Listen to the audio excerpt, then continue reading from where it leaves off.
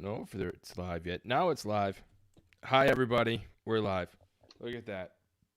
On time zero. Gosh, I got freaking 3 drinks in front of me. This could be a great show. We're airline employees. That's why we drink. I'm drinking water though. Yeah, I didn't say they were alcoholic drinks. I'm just saying I got 3 drinks in front of me.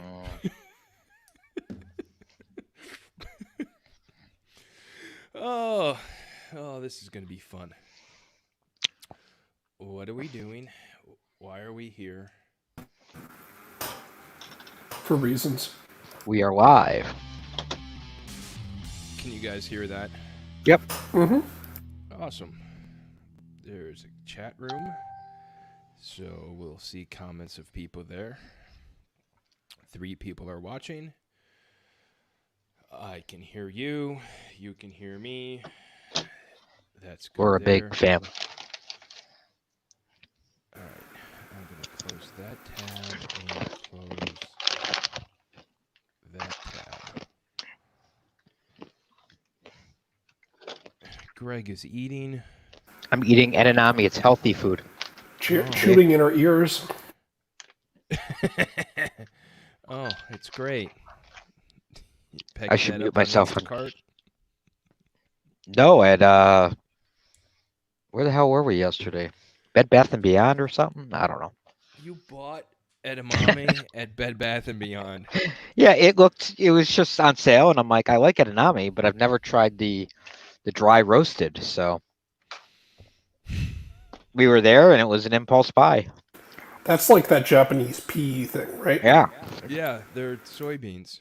Yeah, they're pretty good when they're fresh. The dry roasted one, not so much. Won't stop you from eating them, though, right? I am so glad I'm not recording any of this. This is only the bonus stuff that you get when you join us live on YouTube. And if you watch this stuff via YouTube before we actually talk about being an airline employee or airline operations, well, we're a special lot of people. All right. I'm going to find my show notes here somewhere. I threw them out this morning. All right. That's going to come to there. That's going to come to here. Pardon me, bubbly water. I did something today you can't do in Illinois. Swim? Went out to eat at a restaurant. Oh. How was that? Fine. We've been doing it for months. I'm not dead yet. Well, you know what? The restaurants out here are actually open. They're just illegally open. Well, good for them. Yeah, so I mean, they're not finding anybody, so people are just opening it up, and restaurants go in there, and even though it's illegal, who cares? Rebels. Yes, rebels. All right. Well, enough of that. All right. No, that ends the broadcast. We don't want to do that. All right. You guys ready? We're ready. All right. I'm going to hit the record button. Who's doing the disclaimer? I'll do it. Okay, go. The Flying Life podcast is produced to promote aviation and the dispatch career. The hosts of the show do not represent their employers, and the show is used for awareness and entertainment only. All facts on the show can be found in the public domain, and there is no inside information being used to produce the show. Please don't get us fired. Flying Life Podcast, episode 68, recorded January 18th, 2021. And I really need to start just saying January 18th, 21. I hate this 2020 stuff. We're 21 years into this millennia. You think we'd figure out which one we start at now? Okay. This is going to be the Mike Complain podcast.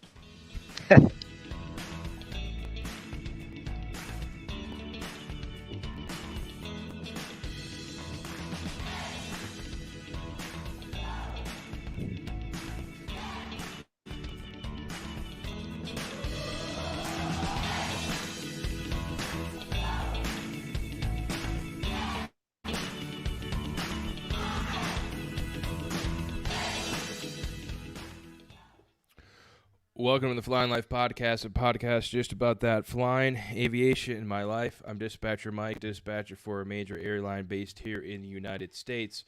Joining me in this episode is Dispatcher Joe. He's a dispatcher for a major airline based in Canada. And Dispatcher Gregg, a dispatcher based also here in the United States, but he works for a different airline than myself.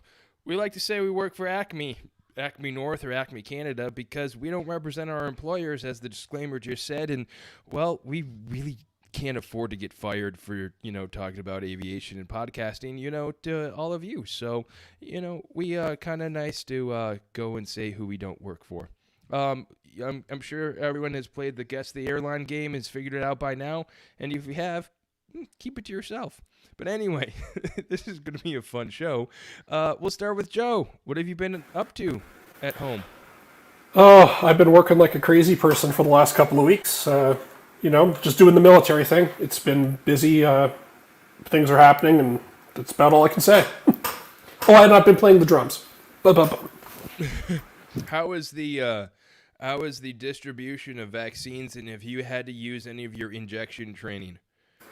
I have not, but we will see. I might be able to get in the first round because of my medical condition. So if so, that'd be great, because then I can deploy. And if not, then I gotta still sit in the beach. But that's the way it goes. The Pfizer shutting down kind of stopped Canada from getting any vaccines, so it's been a little slow for us. Gotcha. Greg, is there any news or anything different that you'd like to talk about? No, I don't have any news. No, All right. actually, I'm just kidding. All right, fine. Moving right along then. Keep this easy. Hey, I'm a dispatcher again. What? Yeah. Hey, thanks for the American taxpayers. We've been recalled. Part of the PSP extension that Congress passed back in December, or was it January? I can't remember anymore. Anyway, so they recalled all the dispatch. Actually, all union employees were recalled back to their positions. So there were, about 155 of us that were furloughed, and we're all back. Some are taking leave of absences because we don't know what's going to happen come April 1st, because this PSP extension only goes through March 31st. So theoretically, we get our warrant notices in about a week and be back in the same boat April 1st. But I did actually start my first shift last week. I'm all current again, and it was great getting back in the saddle and start dispatching flights. So it's exciting. What did you have to do to get current again? So I was still technically within my 90 days. So all I had to do was 1 day of training on the Atlantic. I have not worked the Atlantic region since September. So I had lapsed that currency, so I had to get trained there for 1 day. Domestic, I was still qualified, so I didn't need any training there. So 1 day training, and then I had to do a line check to remain current for the year. Was this a desk line check? Yeah, it's one of those where you sit. It's a desk check where you sit with an LCA, and they actually watch you on the desk, make sure you know your stuff, ask you questions. It's about a 6.5-hour day, maybe 7, depends on who your checker is, what they're going to ask you, and all that kind of stuff. But I call it my annual prostate exam, because that's what it feels like. Just literally, you're just getting bombarded with questions. It was supposed to be done in November, but I was on furlough, so I had to get it done this month to keep my qualification. But I'm good now until December. So. Well, welcome back to the land of the people who go to work for a living for an airline. Yeah, so we'll just see what happens April 1st. Hopefully I'm still there. April 1st is a great day. I'm sure everything will be fine. Nothing bad happens on April 1st. Not at all. So, alrighty. There we go. Let's see, what have I been up to? I have, I've actually been involved in some pretty interesting stuff. I don't think it's out in the public realm yet. I can do some searching here. to see, but so I can't exactly really talk about it. But it's been really intriguing, and it really shows the awesomeness of the aviation community and the airlines and the industry as a whole. How when there's something common that would benefit all of us, we literally come together as a group, share data, share ideas. I've been talking to a lot of people up at Acme North via email, on a lot of industry calls with people from both sides of the pond and airlines and operators on both sides of the pond. IATA calls, and IATA would be the International Air Transport Association. So a bunch of IATA calls and a bunch of ICAO calls as well.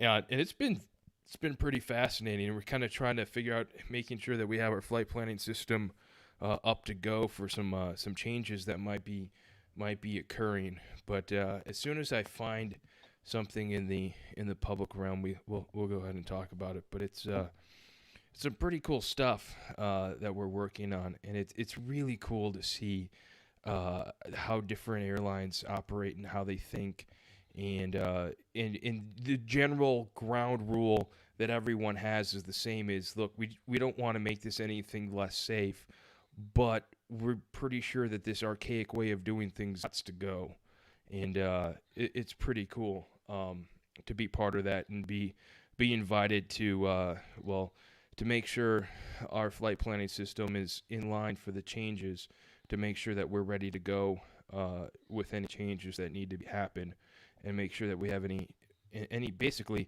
right now we're making sure our flight planning system is a lean, mean flight planning machine for us, to make sure that if there's an inefficiency that we're planning, we want to make sure we're aware of it and get it out of the system quickly so we can save as much fuel as we can, as much cost as we can, as we keep on going through.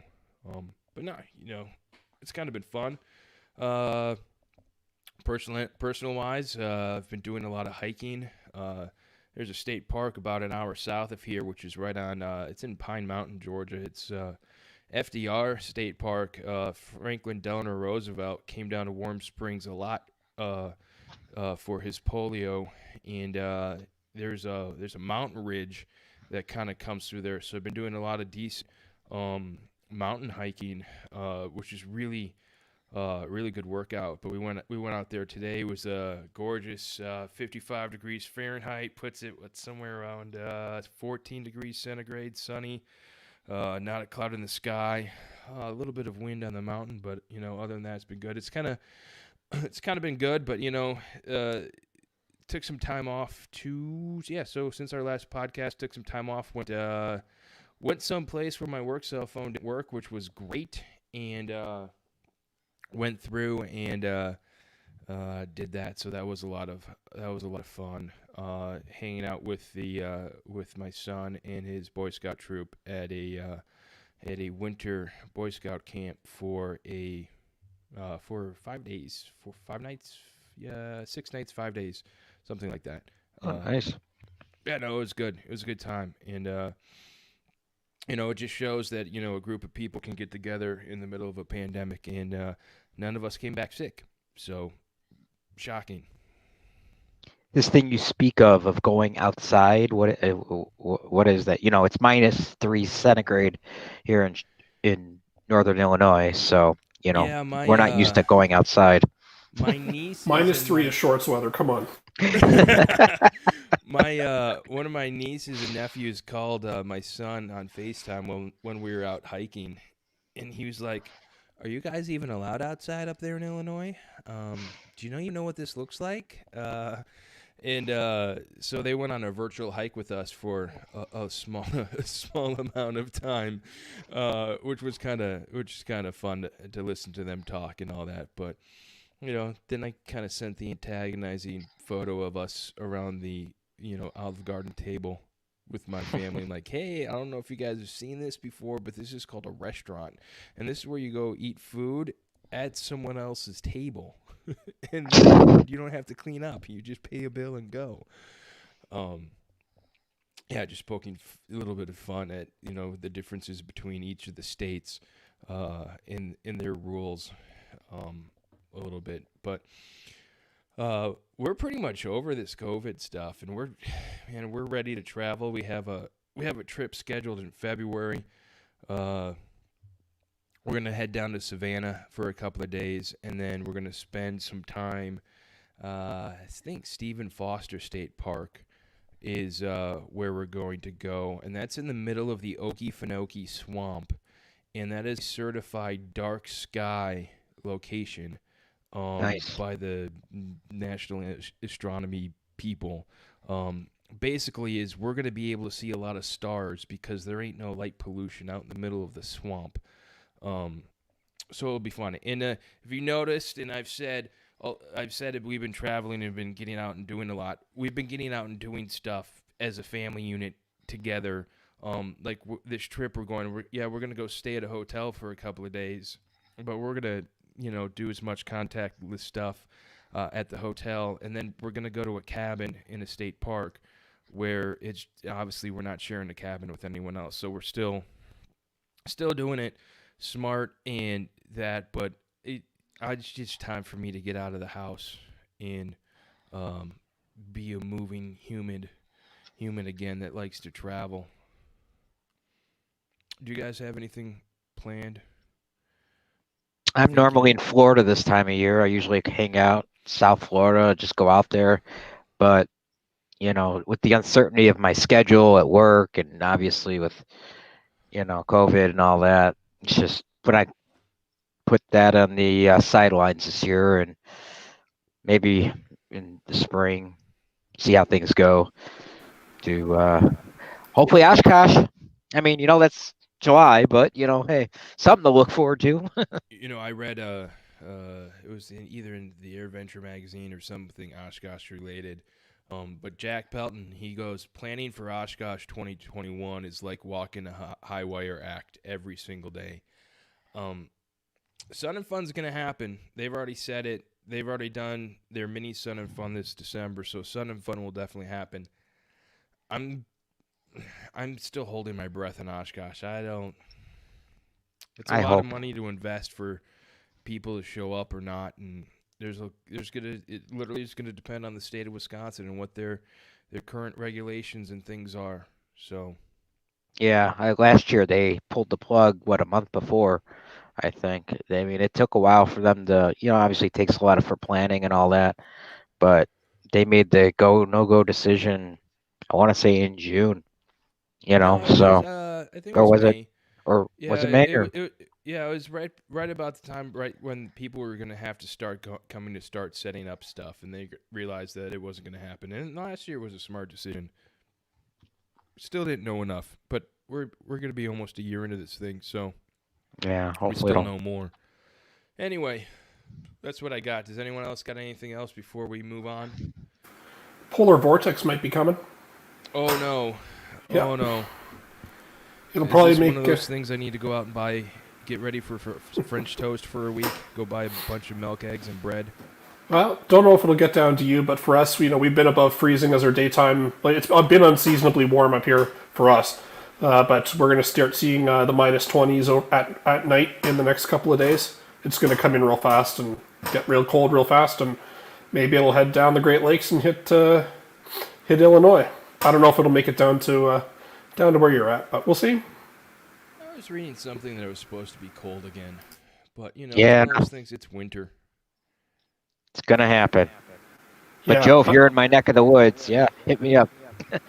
Yeah, we'll do. I'm not going anywhere till I get a shot because I'm super susceptible. So Yeah. It's gonna be wet, rainy, and not exactly cold yet. We'll see what happens. Spring almost here, my friends. We're almost through January. All we gotta do is get through February and halfway through March, and it's thawed out and beach weather again. yeah, and then it'll be a year since I sent a flight plan. Yeah, that's yucky. Alrighty, so moving quite along with the show here as I adjust my microphone. There we go. Thanks, James. Maybe that's a little bit better that you can actually hear me now. You sound good. Yeah, I was quiet, but now that's definitely better. I could see that in the recording, but oh well. There we go now. That's better. Don't worry, all you people at home. I'll fix it in post. Actually, for that, I actually do it. It goes through a program. Alrighty, so in this episode, we got a bunch of news that my lovely co-hosts have put in here that I have read absolutely zero on because I've been hiking all day, and that's how much show prep I did. And then the topic, we're gonna step a little bit away from the operational stuff that we normally talk about, and I want to talk about kind of the benefits that we get from working at an airline, kind of talk about flight benefits and things like that, but also the other fringe benefits and things that we get because of what we get to do. My wife and I were talking a little bit about it last week on how really fortunate we are when it comes to planning vacations because of our benefits and things like that. So we'll talk about that, and then we'll wrap it up, and then we'll go drink or something. All right. With that, let's go ahead and start into the news.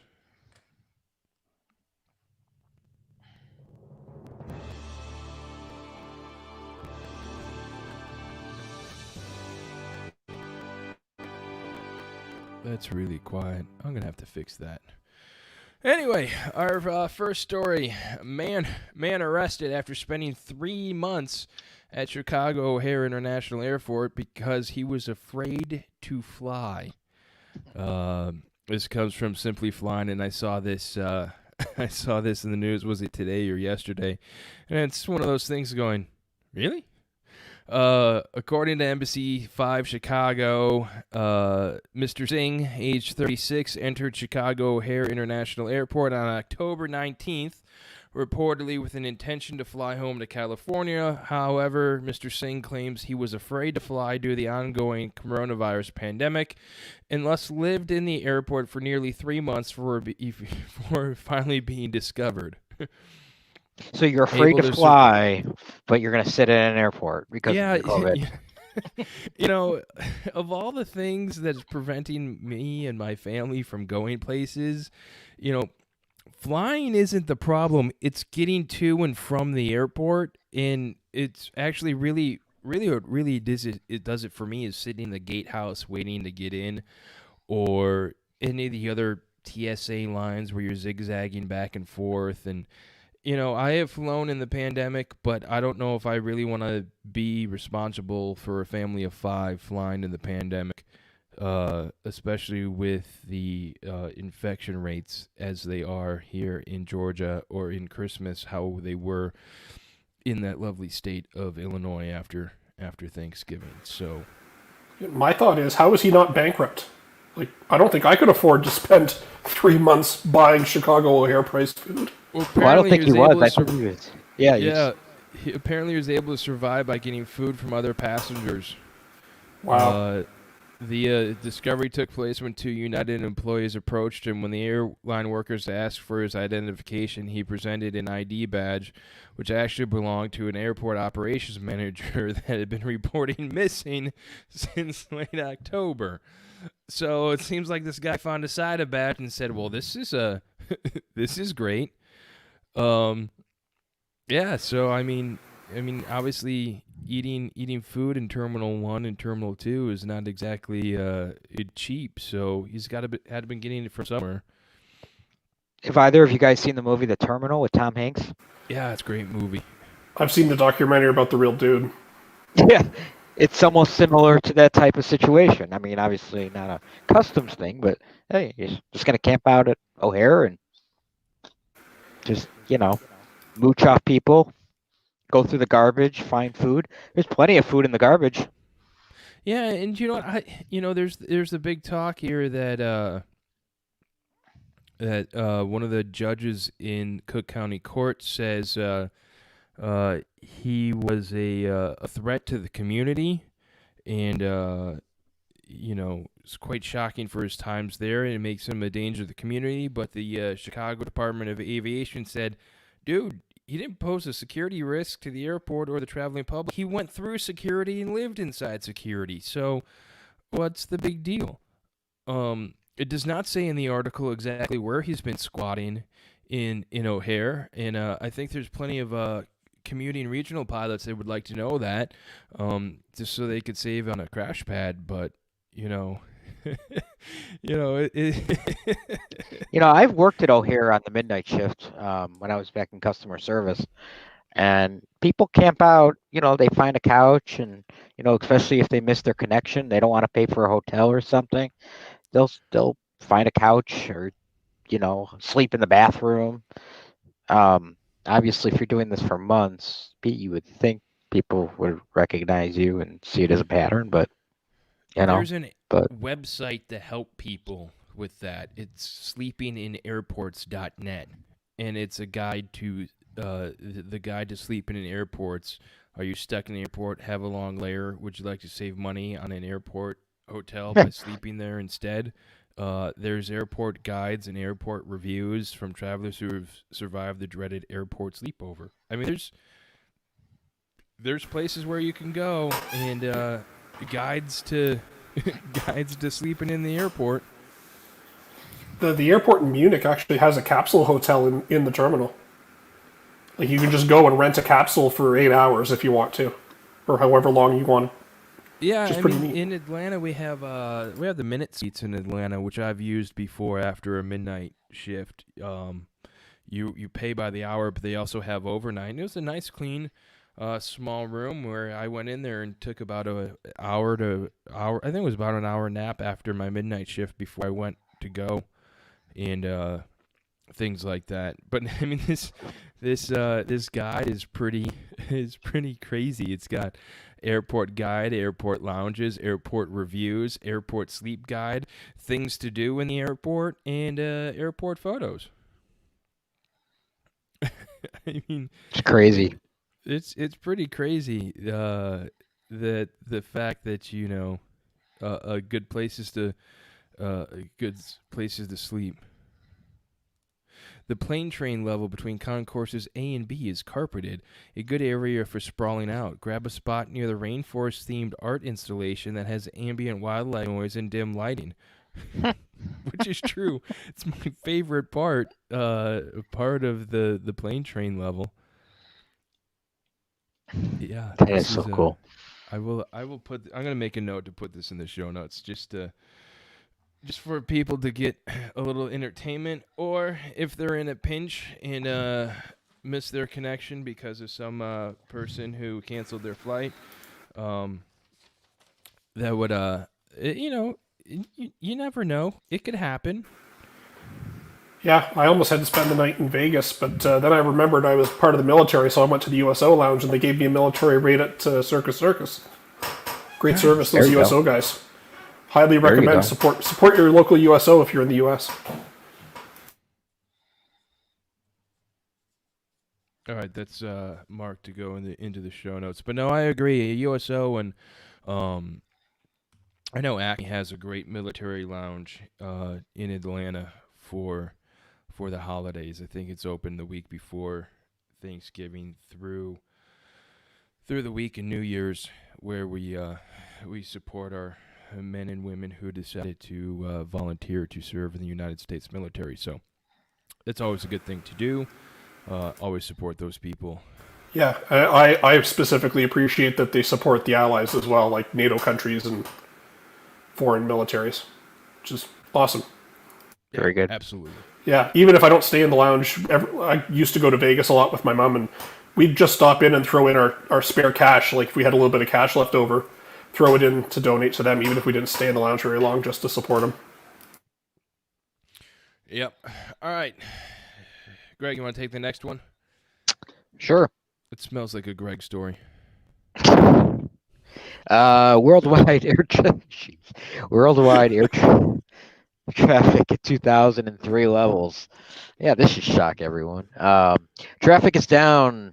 Okay, ICAO says international passenger traffic is down 60% and back to 2003 levels. There's a study. The finding follows the release of a study based on the COVID-19 on civil aviation. And basically it says it won't be much better for airlines than it was in 2020. 51% fewer passenger seats offered by airlines than in 2019. I mean, it's kind of like something we already knew, you know, just the demand is just terrible. Passenger revenues are down.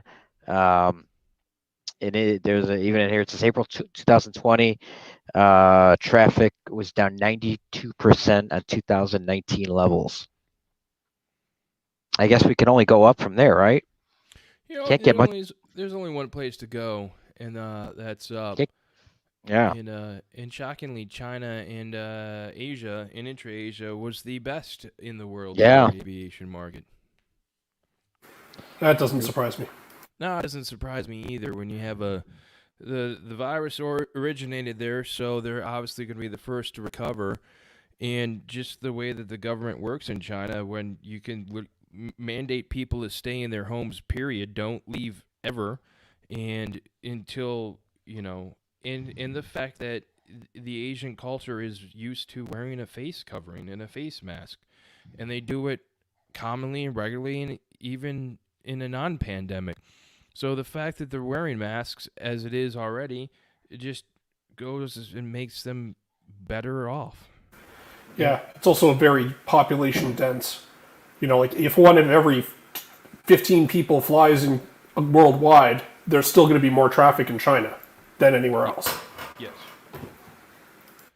And there was one airline that put out their full year and fourth quarter earnings this week. I think it was Delta that put it out, which is pretty optimistic on returning somewhat back to normal, or turning a profit maybe even by second or third quarter. So a little bit of optimism there, hopefully. Yes. Yeah, the CEO Ed Bastian said that they got the cash burn in the fourth quarter down to, I think they said $10 to $15 million a day, which is pretty decent. And the fact that he even told employees that you know, that whole profit sharing thing, yeah, that might be coming, but that might be back in play by the end of 2021. Yeah, that's putting it out there. that is putting it out there. It makes you scratch your head and like, dang, I wish I could do that. I don't know. I have a hard time believing profits by the end of the year, but you never know. I mean, when you're going from $15 million a day of cash burn to a profit, I don't know. I mean, you gotta think when airlines were back in the heyday pre-pandemic, and especially in June, July, August, September, and they were making $100 to $200 million a day. You know, $10 million cash burn a day doesn't seem that big to overcome. Yeah, I hope he's right. It'll be interesting to see what the other airlines put for their 2021 guidance. Well, and the other thing with the profit share is it'll depend on how they're measuring it. Like some airlines go by, you know, every 2 quarters, and then they average out just for that section of time. So you could lose money the first 2 quarters of the year and still get a profit share in Q4. Yeah, and I believe Delta's is basically January through the 31st. So if you lose money in the first quarter and second quarter, and they make enough profit to overcome the losses in the first 2 quarters, then there will be some sort of sharing of said profit, which is nice. Nice for those employees. It's great for those Delta employees. That's right. I wish Acme had profit sharing like that. Yeah. All right, Joe, you want to take the next one? Absolutely. So, as some people may know, Bombardier, who used to make the Q400, recently sold off the Q400 to Viking, who recreated de Havilland Canada.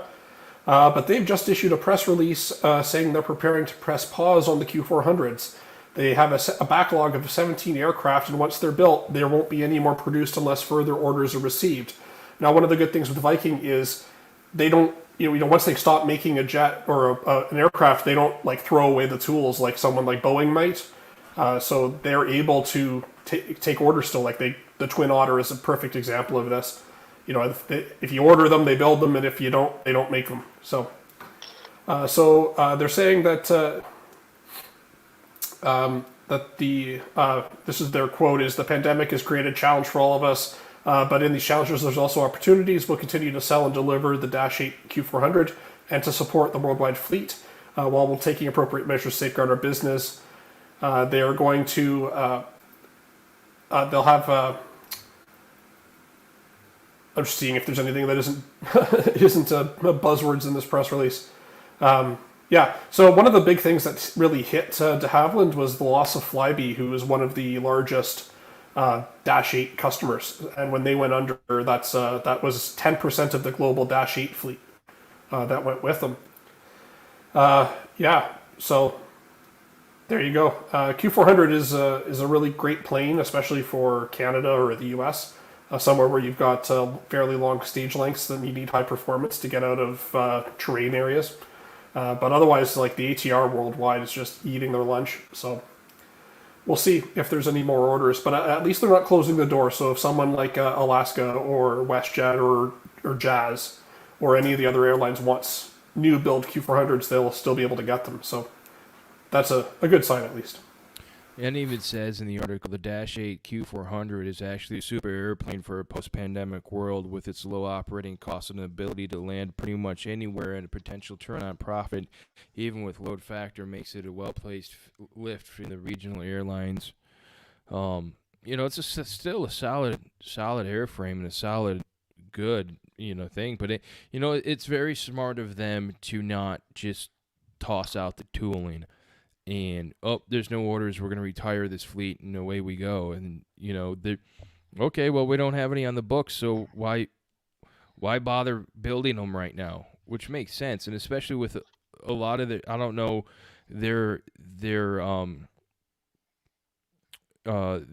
just got a text message from my wife that distracted me.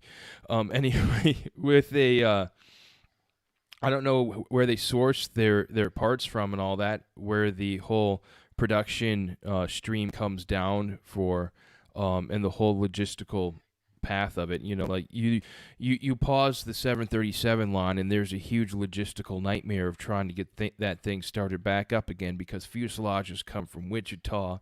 You got these parts coming from here. It's a logistical nightmare to get that supply chain back up and going. I don't know how. I don't know if they're building all of the parts in the planes in hand, or if they have some sort of supply chain that they would need to restart. Well, they definitely have a supply chain just for the engines and the avionics. So, yeah, and like if the Q400 goes, what do you have in the that size prop? Basically nothing other than the ATR. So that's not good for business if there's no competitor. Yeah, it's great for ATR, but the only problem is the ATR can't fly in places where it's cold. Yeah, well, it can now, but they fly up in the Canadian Arctic. Some of those airlines have ATRs that go up there, but it's the performance isn't great on them. Like it's economical. That's why it's so popular over Europe. Like if you're flying a 200-300 mile flight, the ATR economics are better than the Q400, even if you derate the engines. But if you're flying longer than that, the Q400 wins out up until about 500 miles, at which point you may as well have a jet, because the block times start to make a difference at that point. Like I used to work at an airline that flew 2-hour, 3-hour Dash 8 Q400 flights. So yeah, and ostensibly made money. Which is always the perk in the airline business, is to make money. All right, the next one is news from Down Under. Alan Joyce hints that Qantas could buy Project Sunrise A350s this year. This says this is from the AustralianAviation.com.au.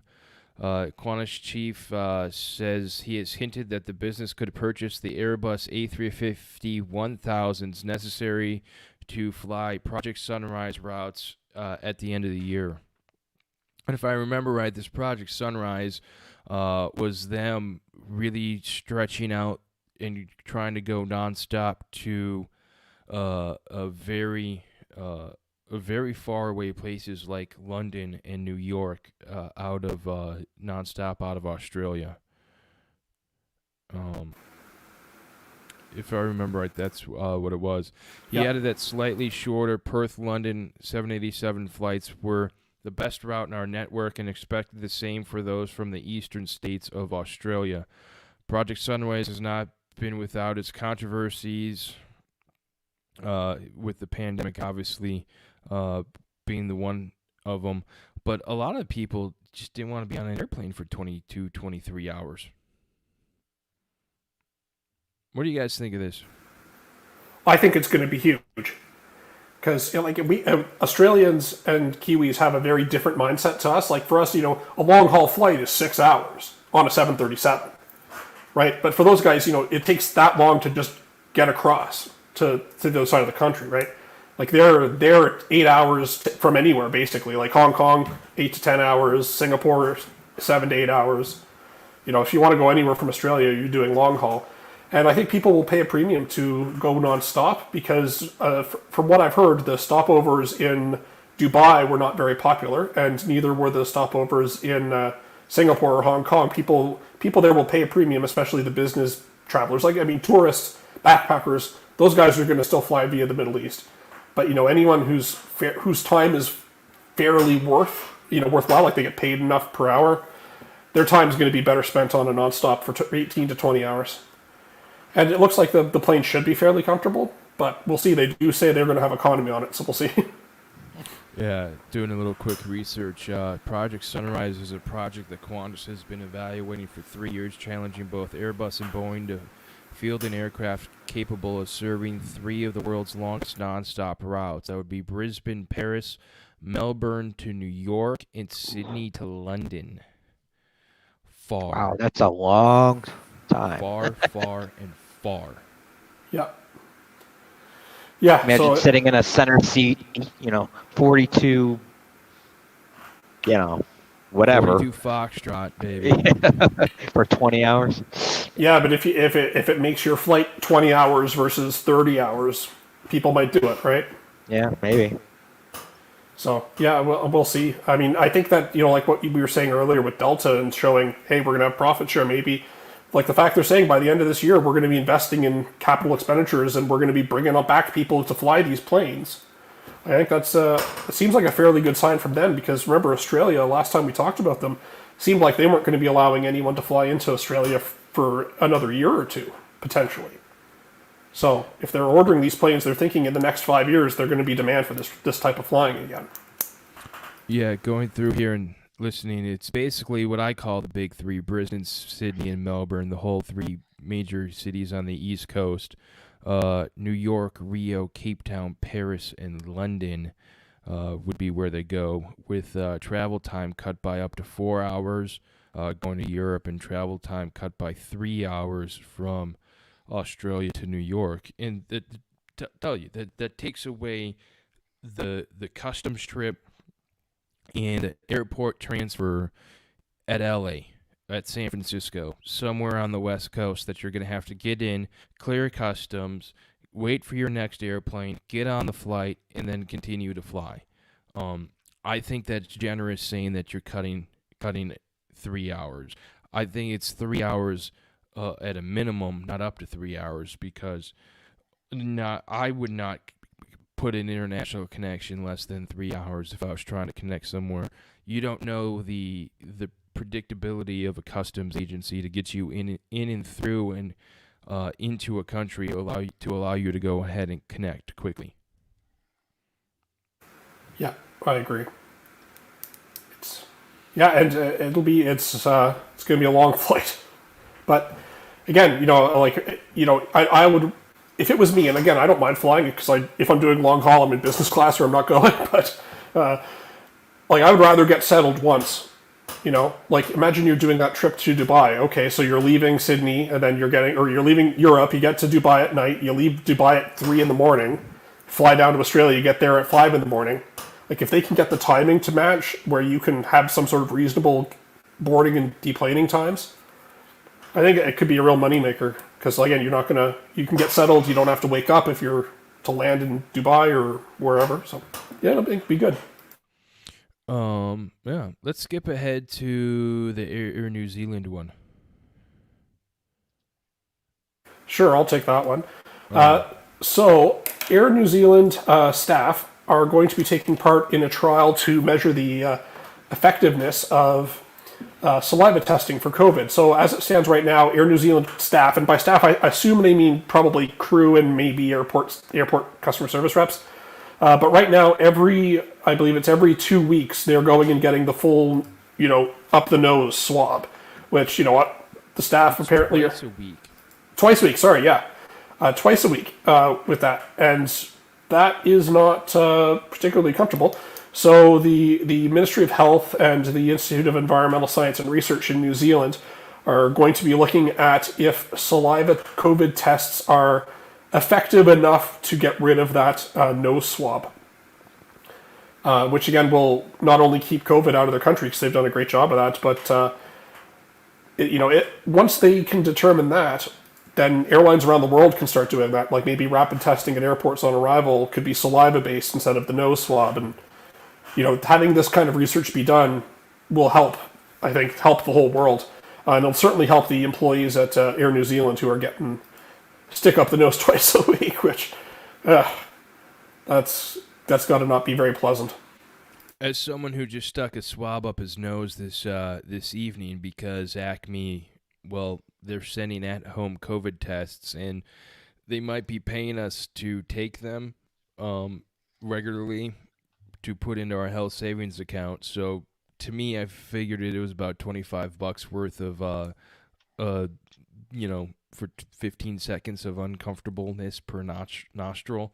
But anyway, someone who did one this evening, yeah, I'd rather spit in a cup. Yeah, I'm not a fan of sticking things up my nose. Yeah, no, man. I had my poor son. My poor son was, because someone had to hold the vial that I had to put the swab in. They're like, take the cap off and then stick this up. I'm like, I'm not sticking this up my nose and holding this liquid in this little vial. I'm going to spill something because I know I'm going to sneeze. I can get it. And my daughter was in the background because I was making noise. I had a cotton swab up my nose, and my daughter goes, "Look, Daddy's getting his COVID's tested." Which I then thought it was funny, and I started laughing with the Q-tip up my nose. But, I mean, it's not too bad. And shoot, if you're an asymptomatic person and you're a carrier and you're out going around and spreading it, how do you know that you have it unless you get tested? So good on Acme for, giving us little monetary incentive for our health savings account for getting tested and all that. And really, it's meant for people who come into the office. Look, I'm supposed to go into the office on Thursday and do a little work. But if these results come back on Wednesday saying, yeah, you probably shouldn't go to work, they would have known. And then I would have infected 2 or 3 people. And at least I don't want to be that guy that gets other people sick. I don't mind if I get sick, but if I'm sick, I don't want to get anyone else sick. And that's the whole point.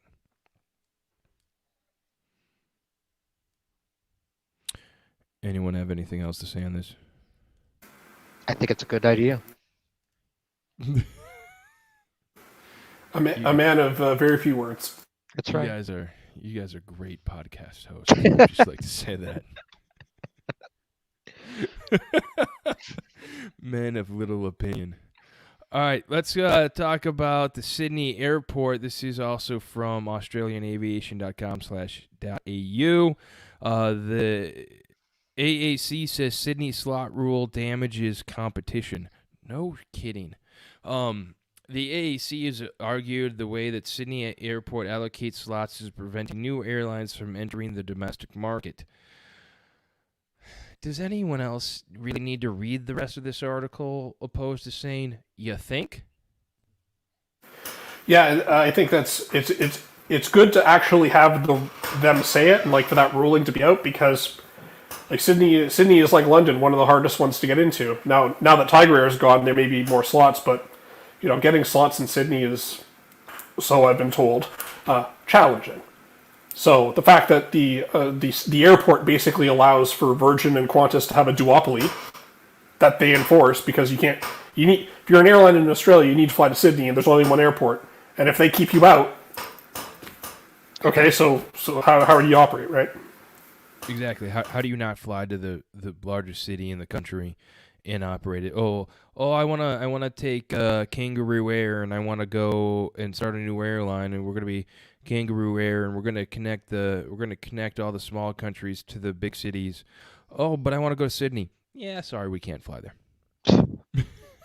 Well, what's the point?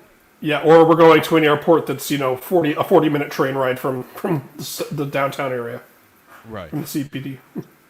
Yeah, I mean it makes sense, and I think we've talked about slots before on the podcast, and they're great, and they're great for managing traffic, and obviously you can't overschedule an airport, but seriously, you also can't prevent other airlines from wanting to go and operate into there.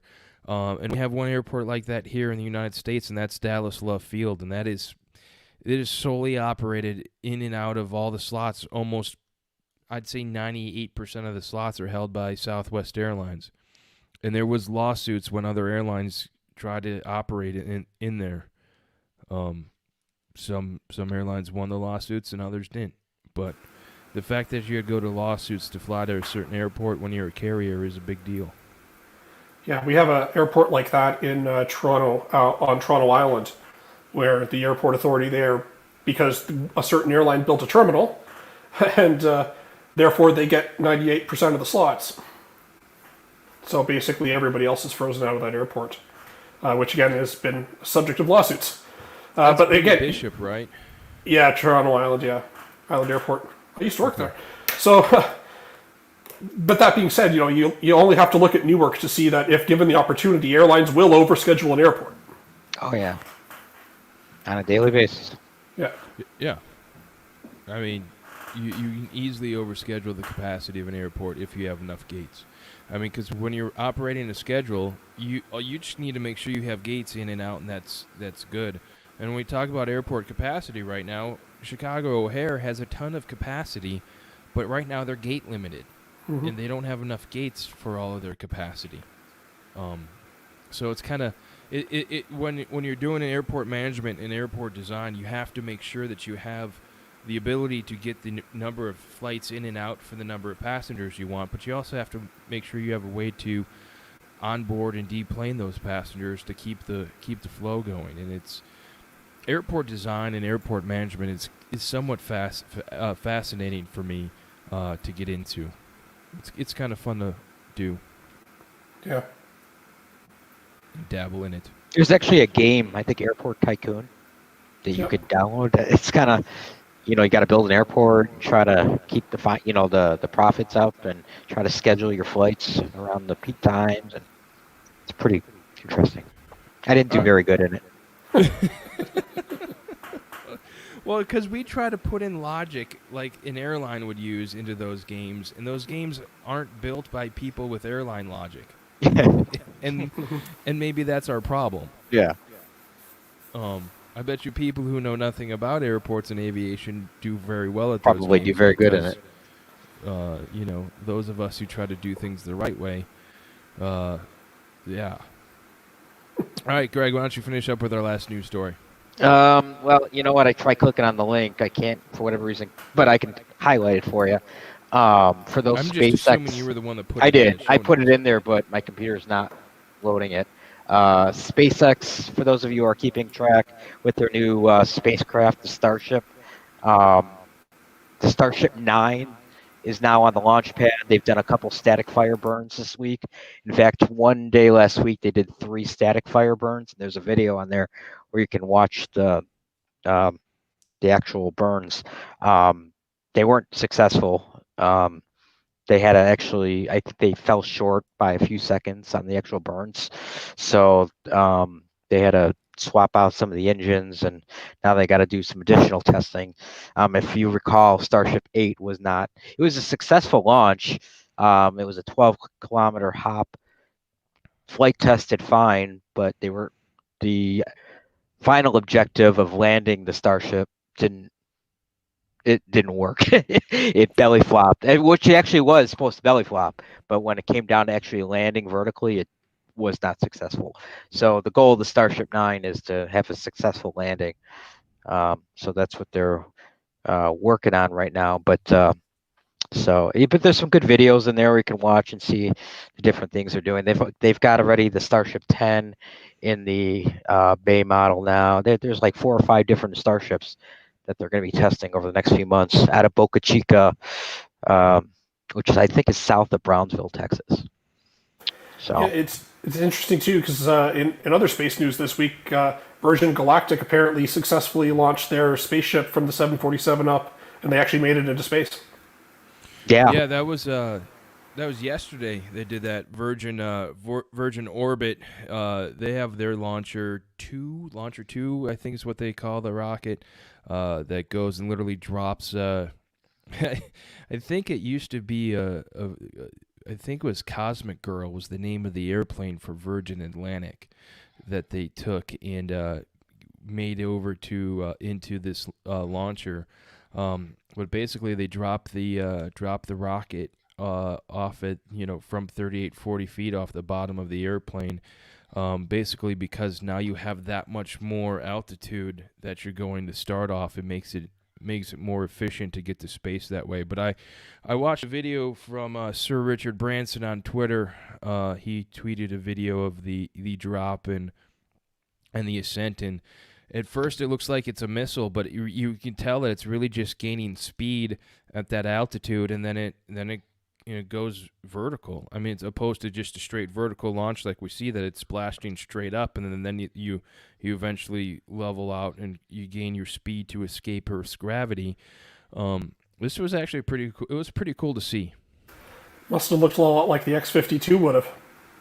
Yeah, I mean, it was literally they dropped it, and I would probably say maybe 100 feet underneath the airplane, the engine lit and away it went. it's really cool how they get all this stuff timed and works. Rocket science, man. It's all rocket way science. above my pay grade and intellect. It's the future. Yeah, we say that, and it's it's somewhat scary to say. But there is thoughts that Elon Musk will start doing ballistic rocket flights around the world, where you launch and land at certain spots, and you'll be New York to London in 15 minutes. And Yeah, they've said that for years. We'll see. yeah, but when you have these rockets landing very, very, routinely, and people are getting on board with the idea, I can still see it happening. I can see it happening before I retire. Dispatching rockets. Now, I won't say I'm dispatching rockets. I'm just saying it's going to put the airline out of business. Rockets. Acme tried rockets before. That's when we had Wile E. Coyote working for us, and it didn't work out very well for good old Wile E. Coyote. All right, that's anything. Anyone got anything else that we want to talk about in the news? All righty, let's go ahead and move on to the real reason why we work for an airline. So I'm going to play this right here.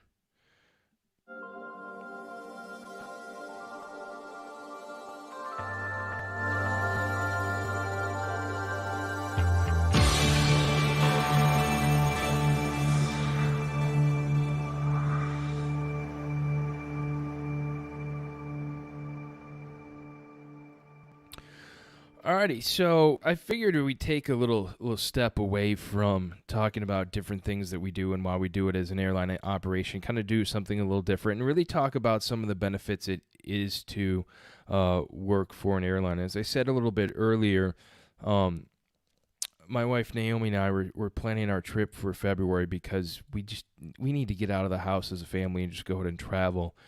And we're planning it and sitting there, and talking about money and where we're going to go and what's our budget for the trip and how much is it going to cost and what are we going to do and kind of things like that. And we realized that, taking a vacation for a family of 5 and the minimum is going to cost about $1,000. I mean, and that's just going dirt cheap at it and things like that. And I was for fun looking at airfare, just see how much it would cost for a family of 5 to actually buy a ticket, and then that was going to cost us $1,000 too. And I go, holy cow, that's $2,000 for a family of 5 just to go ahead and travel. And we were then sparked a conversation for us, and more fact along the lines of, okay, so we're doing this. Well, the fact that we get to fly for free, that takes our vacation down, and we can go and do our $1,000 week-long vacation pretty much anywhere because we can get there for free.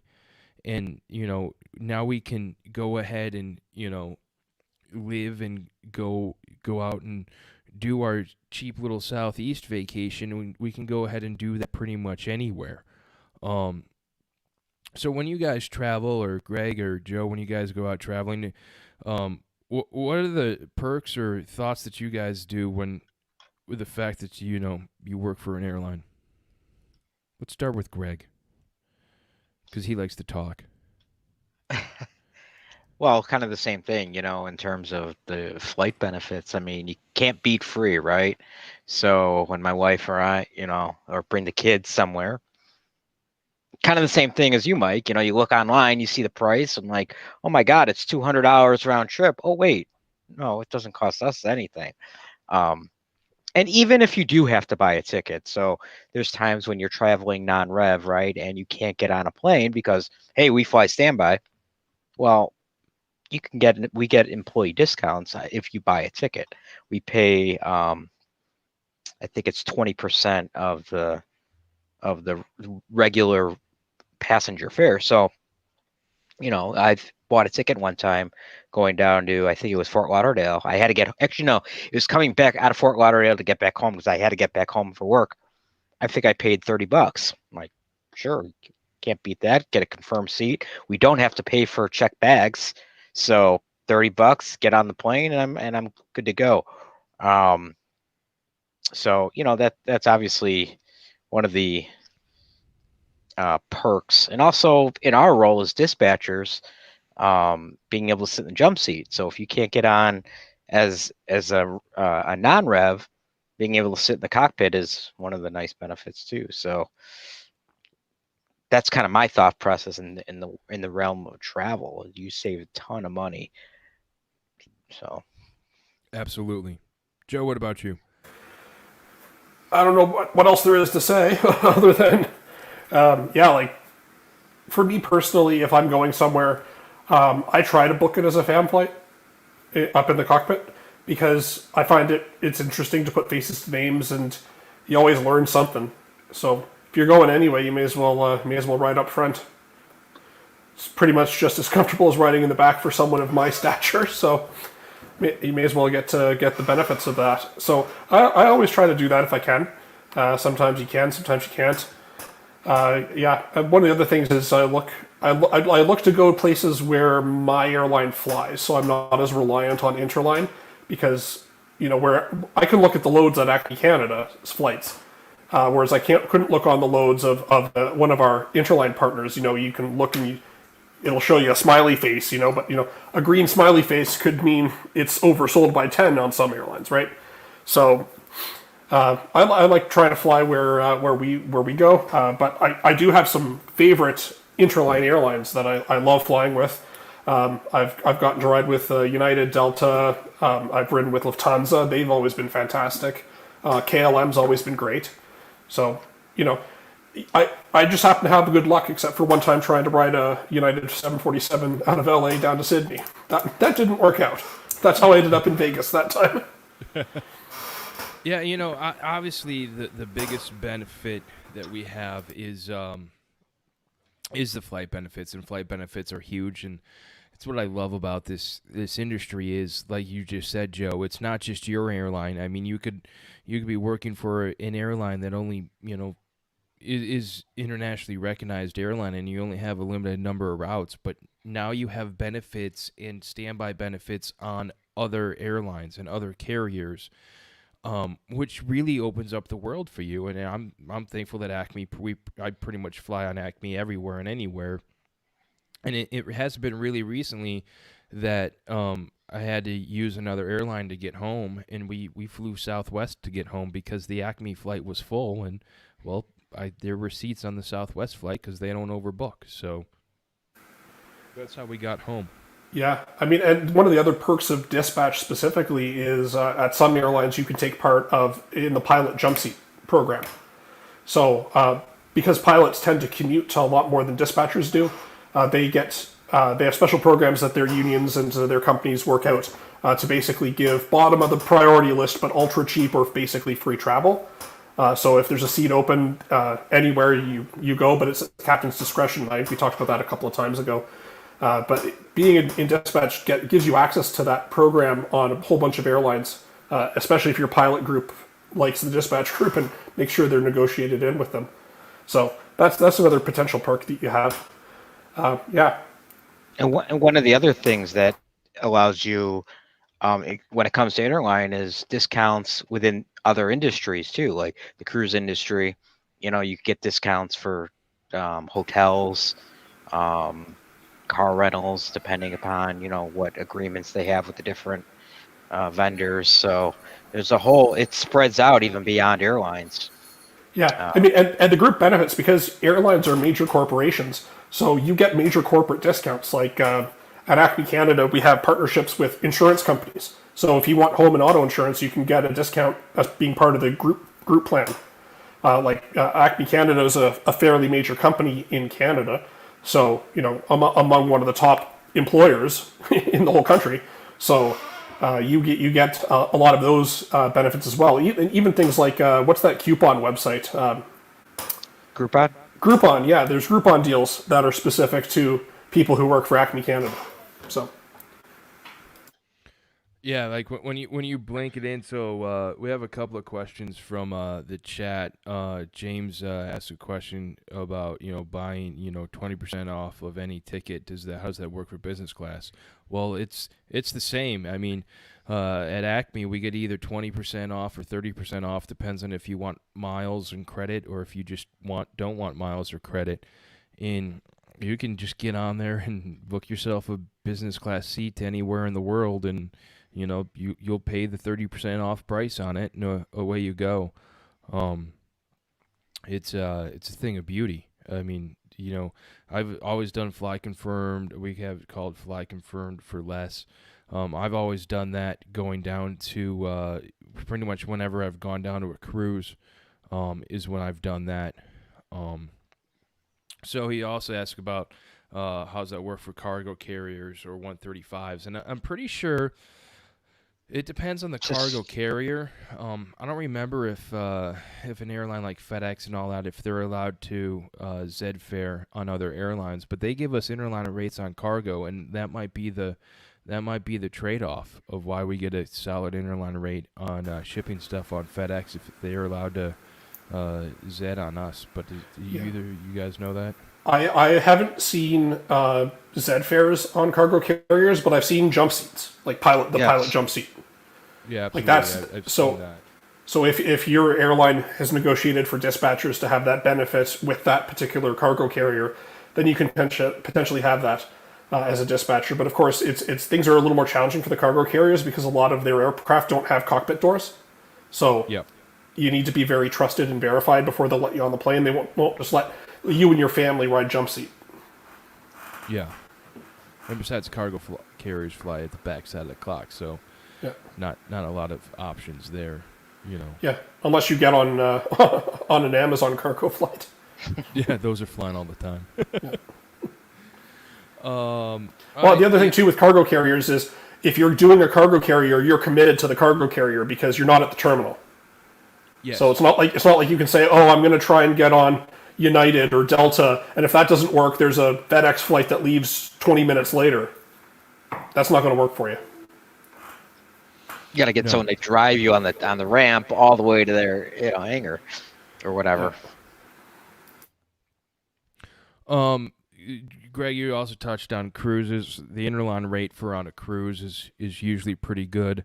Usually it's a little bit less than the past guest rate we have found, or it's been right along with that past guest rate. So if you have never been on a cruise before, it's good. Hotels, using interline rates at hotels, and especially at all-inclusives. We've gone to some all-inclusives for like $60 a night per person. So that's $120 a night for two people, and that includes all your food and all your beverages and all that sitting right there. So that was always good. The hotels one is a big one that I usually forget about. Usually I'll find a pretty decent price that I'm pretty okay with and all good. But for this trip here, I was sitting there. I'm like, God, there's just got to be a way to get that hotel price cheaper, because this is in the middle of a pandemic. There's no way they're going to expect me to pay $250 a night at a hotel in Savannah. That, to me, that doesn't scream, you have high occupancy. So I remember, like, wait a second, don't we get a hotel discount? And I went and looked, and yeah, so that $250 rate went down to a $95 a night rate, and I'm like, yeah, that's something more I can stomach. I'm good with that. It's things like that, especially the fact that all of these hotels, these cruise lines, all of these leisure places are so dependent on an airline to getting people to them that they want to. They basically show the love right back. Joe, it looked like you were about to say something. No, not really. I was just going to say, especially if you're in Cancun. But I agree with you, especially about if you're taking a cruise, don't fly standby. Or if you are going to fly standby, plan to spend a couple of days wherever you are first. Amen to that. You'll learn quick. Like I used to work for a charter company that did cruises, and we would have people that were just irate because we were de-icing, and now they've missed their cruise because they were planning to fly down, take a shuttle, and go straight on the boat. Like, not wise, because that boat leaves no matter what. Yeah. Just like a train in Japan, when they say they're sailing, they're gone. If you're not on, sucks to be you. Yeah, I learned that quite quickly with cruise passengers and things like that. In airline ways, they're people that literally book a flight that lands in Miami at 1 p.m. and their cruise leaves at 4 p.m. And I go, what are you smoking? I know it's only 20 minutes drive from the port to the airport and in between, but seriously, there's traffic, there's accidents, airplanes break. Winter storms.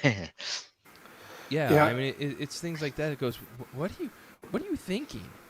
Like, if you book that, your travel insurance company should just say, we're not covering you for that. Oh yeah, absolutely. Straight up foolishness. They shouldn't allow you to. Yeah, well, and the worst part is the cruise companies often are the ones that are booking those kinds of flights, because if you get a cruise with the airfare thrown in, but at least that way you're protected. So I'm not as worried about it. Like, if you book the airfare through the cruise line, they're guaranteeing that you'll get on the ship, and if they don't make it, they'll have to fly you at their expense to the next port. So here's some other benefits that we get at Acme that I use, have started to use quite frequently. The first one is Acme Cargo. One would think, oh really? Why would you ship something via Acme?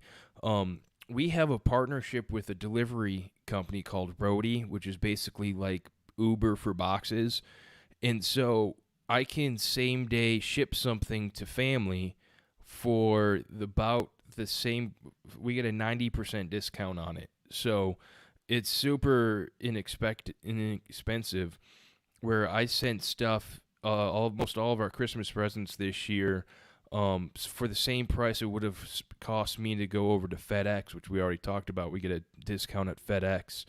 But it got there the same day, and I didn't have to worry about it going into a package system. I dropped the box off at the airport at 7 a.m. I already had its flight booked. It took a 10 o'clock flight to the destinations where it was going, and it was on people's doorsteps by 4 in the afternoon. And it was like $20 a box for the weight and size for the Christmas presents. And I go, done, sold, easy fix. Well, and then you're supporting your own airline. Like Acme Canada has a similar program. I don't know about the last mile delivery. I think you have to go pick it up at the airport, but Right, and we've had it before, and I've done it before. Where we shipped a kitchen table to my brother-in-law. It's something my grandparents weren't going to use anymore, and he said he could use it. So we shipped the chairs and the table to him, and it was like $20 or $30 for all of it to go Milwaukee out to DC, and he just had to go to Dulles and pick it up, and it was no big deal. But I mean, it's one of those things that it's a common thing that we have that we don't really think about a way to use as a discount or a way an airline goes and operates kind of that thing. So that's the big one. That, and then there's obviously many of the same corporation discounts that we talked about at the beginning: cell phone discounts, insurance discounts, travel discounts, even theme park ticket discounts, food and restaurant discounts. Kind of the whole, you're a big corporation here, we're going to give your people a little discount if they go and they look for it. Yeah. Well, and again, as part of being a part of a big corporation, you get all the benefits you'd expect, like health insurance and stuff like that. At least up here you get the additional what the government doesn't already cover, health insurance, and that's pretty generous. Yeah, most airlines have good insurance for their employees. Oh my God, travel insurance included. That's just every employee has travel insurance, which for someone who goes down to the U.S. a lot. If I had to buy travel insurance every time I went down to the U.S. just in case something were to happen to me, I wouldn't be able to afford to go. Well, that's pretty decent that you guys get travel insurance included. That's a big deal. Because trust me, when we go on big trips or big cruises, we pay for travel insurance because, I mean, you're investing a couple of grand into and you paid all of this, and it's non-refundable.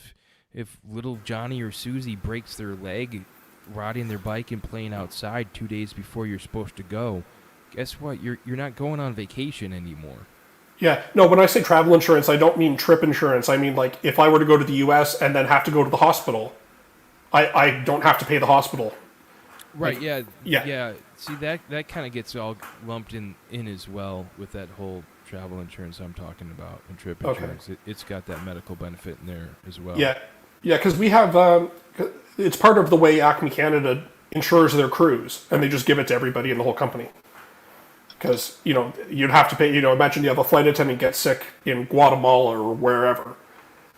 You got to pay for their health care somehow, so if the whole company just has travel insurance or travel medical insurance, and it's super convenient. That is super convenient.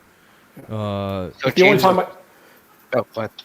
only time I pick up extra insurance is if I'm doing a cruise.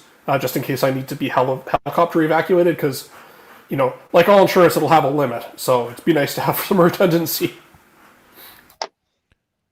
Yeah, absolutely. So answering James's question, Acme Canada has a gym and a cafeteria. It's not fantastic, but yeah, we got a gym and a cafeteria. The gym's great. It's fantastic to work out after a night shift for 20 minutes even before you jump in the car. But yeah. Greg, do you want to go? Yeah, Acme North. Yeah, so we work in a very tall building in the city of Chicago that has all the amenities that you can think of. They have a gym on like the 70th floor that overlooks the city. Cafeteria, they have, it's not an employee cafeteria per se, but it's just a general, they have restaurants and so forth that you could go and eat. pretty much that building has everything that you can think of within the facility. Our backup facility where some of our dispatchers are working at right now does not have any of those amenities. We don't have a gym. We don't have a cafeteria. You eat at your desk. It's pretty much bare bones at our backup place, but our main operating center, yeah, it has all the facilities there. Yeah, like we have to eat at our desk no matter what. But if you can get someone to watch your desk, you can run down and pick something up to bring back. Yeah, absolutely. Yeah. We're the same way. A gym, yes. There's multiple gyms across the whole gambit of the places. I think they have gyms in all of the hub airports, either below the terminal or elsewhere for anyone to obviously be. I think the membership is like $10 a month for that. Cafeteria, yes. We have a couple of, or we had. I mean, they're still there. They're just not open right now. We have a Chick-fil-A. We have the regular Sodexo. We have a couple of a salad place, a smoothie place, and a Starbucks. And currently, only thing that's open is Starbucks for cafeteria wise. We have a museum, which is kind of a, just kind of a fun thing to have at the op center. We do not have daycare on the site, and we do have a bank. We have a Walmart pharmacy in the op center, and then we have a medical health clinic. There's a lot of people that have a. What was that, Greg? Sorry, I'm sorry. You see, you have a pharmacy there in your op center? Not it's on the campus. Oh. Yeah. So if you get a headache or something, you can just go grab a Tylenol or something. Yeah, I mean it's literally a full scale. You can have your prescriptions filled, and that right there. But also it's got anything you would find at the small, like a convenience store size pharmacy, store there. I mean you can buy pretty much anything over the counter. You can buy there, and then all that, and then finally we have an Emory clinic right next door, which is a lot of people use as their primary care stuff. So I mean, Acme's pretty fat in offering great stuff for the employees. I mean, it's those people that work Monday through Friday 9 to 5 have a really great gig. Obviously a lot of that's kind of slumped off and isn't open as much, but hopefully it'll be back when the employees are back. I think that pretty much wraps it up. I mean, just besides the flight benefits, man.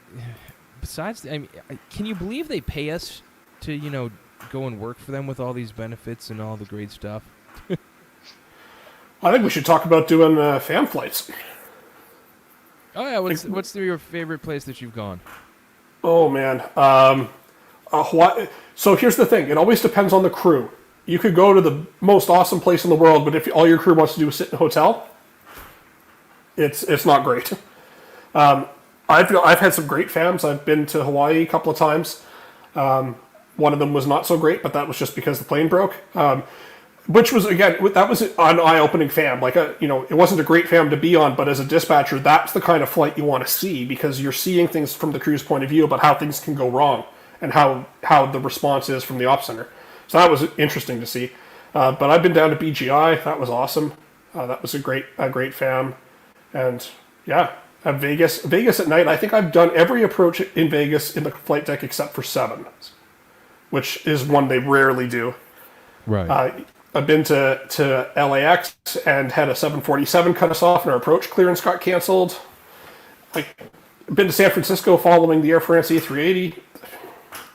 I mean, what can you say? It's one of the best things that we have, I think. And that's why I try to do it as much as I can. My anniversary is in January, and my base month when I was dispatching was in February. So you could always go a month prior or a month after. And so I always saw it as a honeymoon, but Naomi and I we've gone to Tokyo together. I've gone to London with my parents. I still think my favorite was Dubai. Naomi and I went to Dubai. 4 days in Dubai in the middle of February was just absolutely amazing. really cool, really great experience. Holy cow, flashy city. Um, you know, and you kind of went and saw the big, this is what oil money gets you, type stuff. So it was really, really impressive and really great. And then one of the times, I think one afternoon, the night we were gonna leave or the day before we were gonna leave, we had the whole afternoon free. So we just sat on the rooftop pool, which is right by the airport. So you're sitting there going, oh, A380. A380, 777. Emirates doesn't have small airplanes. It's not like airport spotting here in the United States was like CRJ, A320. I mean, these are big, massive airplanes that were flying over you, which was a lot of fun for me. And, well, it was sunny and 85 degrees, and my wife was at a pool, so she was pretty happy. Yeah. Greg, route qual? I've only done one international one. Went to Paris last year or 2 years ago, and that was cool. Got 2 nights in Paris. Had never been there before, so just kind of walked around, saw all the little the different things out there. I mean, the crew that I was with, they weren't too exciting. They're the type that Joe was talking about. They just to go and sit in the hotel because they've been there a million times. So for me, it was more sightseeing, just walking around, seeing the Eiffel Tower. But other than that, it's all been domestic. I mean, I've been to Vegas a few times, San Francisco, and I think last year I did Denver and back. We only had a 1 day, so. Well, once you guys can come up to Canada, if you ever end up famming up to my neck of the woods, let me know. Got a spare bedroom you can crash at? I am sure we can find a way to make a station visit out of that one for me. Yeah. I miss the requirement that I have of having to sit in the cockpit, but I do it. I still always sat in there at least once a year anyway. It may not be in the winter though. We'll come for the rodeo. Yeah. Come up when the sun's up for 18 to 20 hours a day. I'd like that. It's also we're also thunderstorm capital of North America, so hail capital. So anyway, do you guys get to pick where you go on your FAMs, or is it prescribed? Like for us at Acme Canada, there's a 5-year rotation, and you can pick, but it has to meet one of those qualifications. Like one of them is ETOPS. So year 5, you're going international. Year 3, you have to go to the Caribbean. Year 1's high density, so you got to go somewhere busy and somewhere mountainous the next year, et cetera, et cetera. It's pretty much where you're qualified. So at Acme North, you're domestic qualified or qualified in different regions, Atlantic, South America, or the Pacific. So, and every year it has to be a different region in which you're qualified. So if you're only domestic qualified, obviously you could pick anywhere within the United States, and it alternates between 1 day and 2 days. So every other year you get a 2-day domestically. Internationally, it's I think a 3-day, and you pick where you want to go as long as it fits within that region that you're qualified in.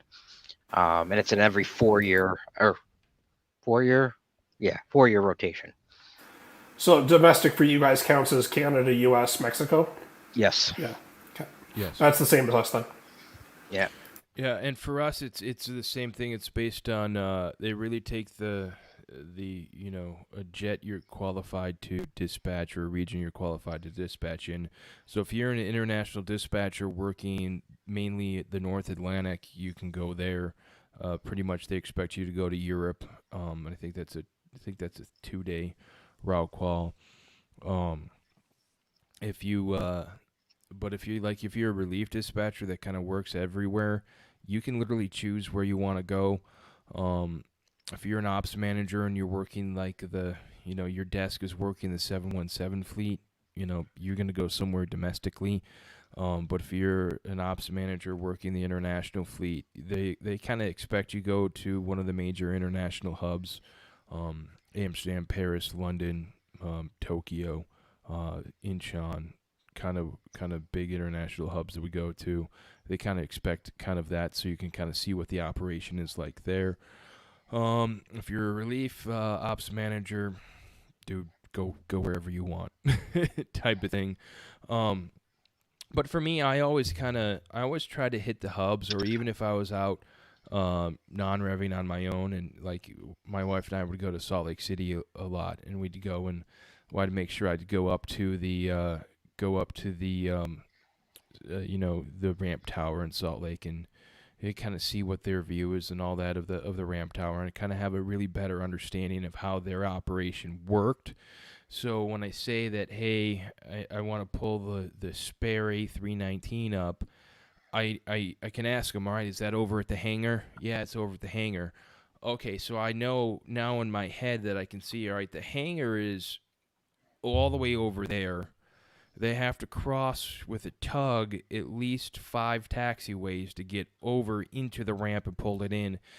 I can't expect them to have that airplane boarded and ready to go in 25 minutes. It's going to be a good 30 or 40 minutes for them to pull it over if they have a move crew ready. And so it's kind of that thinking is what I really enjoyed about it. And going, it's always a lot of fun getting out in the field and actually seeing airplanes moving and really understanding the full nature of everything. Yeah, I agree. I mean, if you're sitting in an ops center, unless your ops center happens to be attached to the passenger terminal, I know some airlines have that, we can be pretty far removed from the reality of what our decisions are causing for the passengers, the CSAs, the ground crews, the maintenance guys. So I love taking that opportunity, and I'm lucky that Acme Canada basically says, there's the ones you're paid for, which are the mandatory ones, but if you want to do any of on your own time, you can basically go anywhere. There's no restriction. Like you don't even have to be qualified on the aircraft or the region to do a FAM at your own discretion somewhere. Right.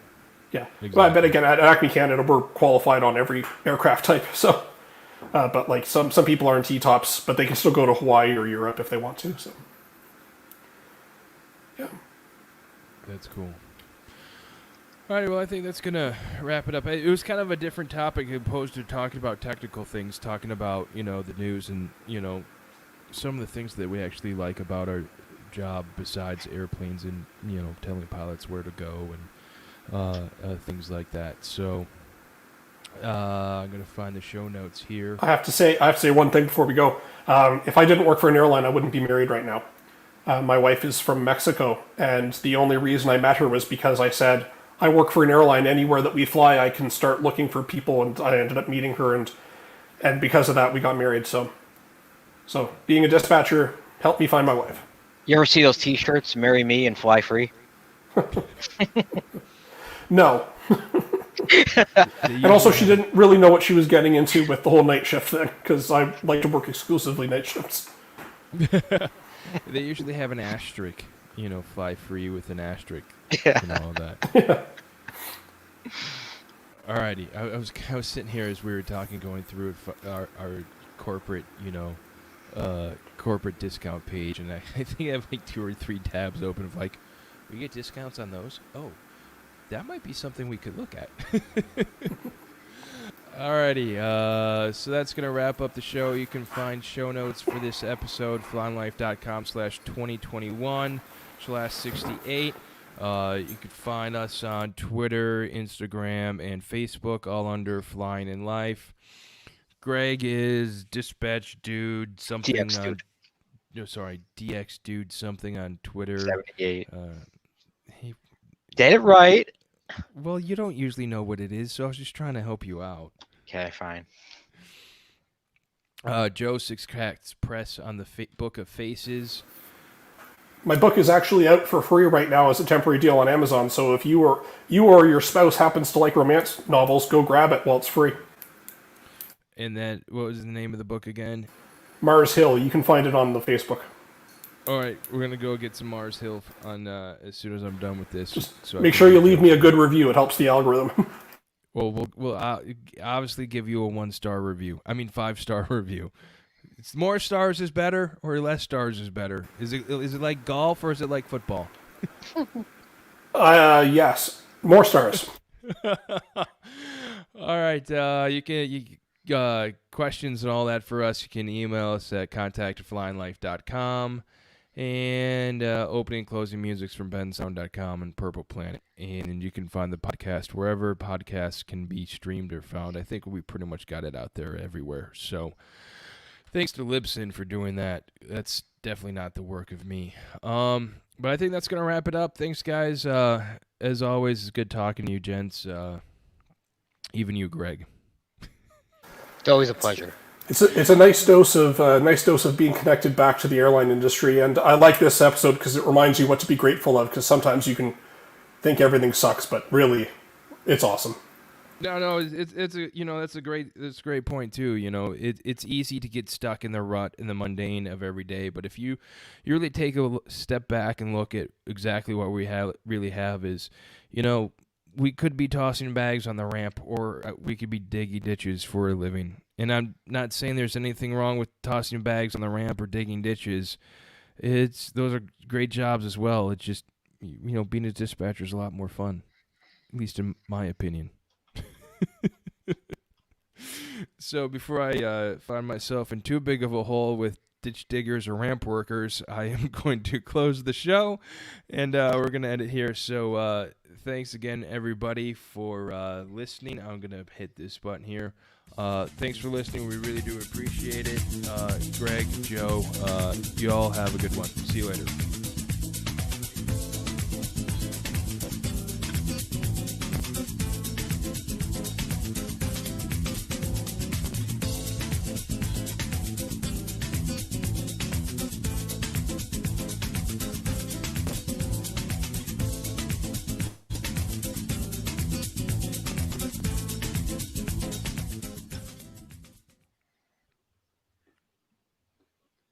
Yeehaw. You. Yar. Alrighty. Bedtime for me. I gotta be up at 4 a.m. Dude, you didn't tell me you had to be up at 4 a.m. We could have done this earlier. No, that's fine. It's all good. It's not too bad. It's only 9:30 there. Yeah, I mean, I get 6 hours of sleep usually. Yeah, something like that. Usually what time I go to sleep when it's usually aim for a 10 o'clock bedtime when I have to be up at 4. Looking at the calendar. Yeah, I mean, yeah. I'm on overtime.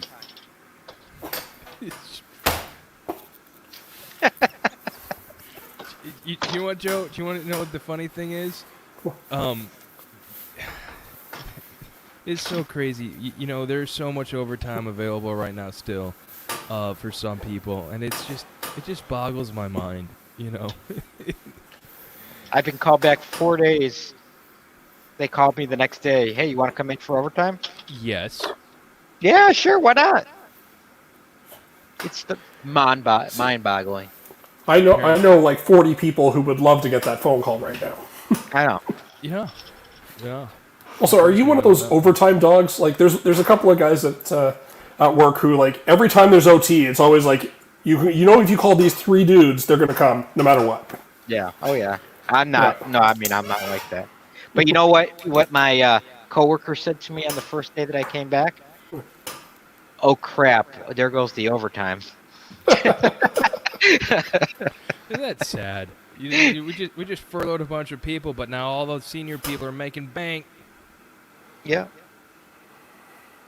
So I'll take advantage of it. Parents are watching. They know the show just ended because I just got a text message that said, "Call the house when you have a chance." Are we gonna do February 1st? Yeah. Let me look at the calendar. Do we want to stay live for that? All right. Bye, everybody. We're leaving. Bye. Why would we?